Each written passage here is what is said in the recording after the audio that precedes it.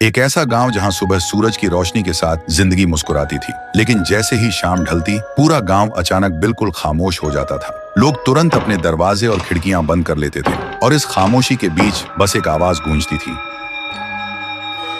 एक ऐसी घंटी जो हर शाम खुद ब खुद बजने लगती थी, और सबसे अजीब बात, वह घंटी बिना किसी सहारे हवा में तैरती हुई चलती थी। उसकी आवाज इतनी तेज होती थी कि जो भी उसे सुन लेता उसके कानों से खून बहने लगता और उसका सिर फट जाता। और सुबह गांव के बीचों बीच उसकी कटी फटी लाश मिलती थी। इसलिए डर के मारे लोग शाम होते ही अपने अपने घरों के दरवाजे बंद कर लेते थे। उसी गांव में रहता था थुंग थुंग। थुंग थुंग खेतों में दिन भर कड़ी मेहनत करता था और शाम ढलने से पहले ही घर लौट आता था। लेकिन थुंग थुंग के दिमाग में सिर्फ एक ही सवाल घूमता रहता था कि अगर घंटी हवा में तैरती है तो उसे चलाने वाली ताकत क्या है और उसका राज क्या है। फिर एक शाम थुंग थुंग ख्यालों में इतना खो गया कि उसे पता ही नहीं चला कब शाम के 7 बज गए। फिर वह जल्दी से घर की तरफ निकल पड़ा, लेकिन गांव में कदम रखते ही उसने देखा वह घंटी हवा में तैरती हुई सीधा उसकी तरफ आ रही थी। यह देखते ही थुंग थुंग घबरा गया और तभी वह घंटी तैरती हुई बिल्कुल उसके पास आकर रुक गई और जोर से बजने लगी। उसकी आवाज इतनी तेज थी कि पूरा गांव कांप उठा, लेकिन थुंग थुंग को उस आवाज से कुछ नहीं हुआ,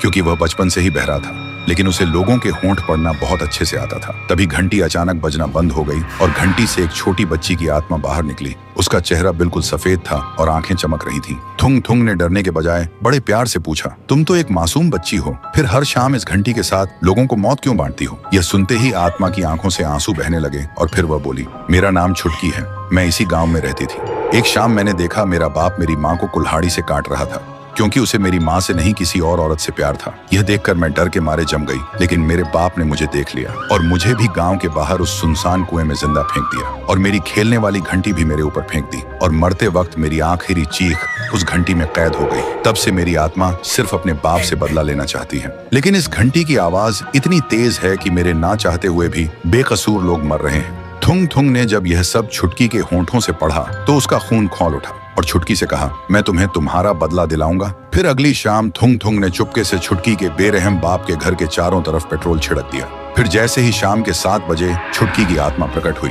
थुंग थुंग ने उसकी तरफ देखकर कहा, छुटकी, अब वक्त आ गया है उन पापियों को उनके गुनाहों का अंजाम देने का। यह सुनते ही छुटकी ने घंटी को पूरी ताकत से बजाना शुरू कर दिया। अगले ही पल पेट्रोल ने आग पकड़ ली और पूरा घर जलने लगा और अंदर घंटी की आवाज से एक ही पल में पापियों के सिर एक एक करके फटने लगे और देखते ही देखते सब शांत हो गया। छुटकी ने आखिरी बार थुंग थुंग की तरफ देखा। उसकी आंखों में अब गुस्सा नहीं सुकून था और धीरे धीरे वह हवा में विलीन हो गई। लेकिन जैसे ही वह गई, थुंग थुंग ने महसूस किया उसके कान अब बिल्कुल ठीक हो चुके थे और वह अब सब कुछ सुन पा रहा था। और उस दिन के बाद गांव का खौफ हमेशा के लिए खत्म हो गया।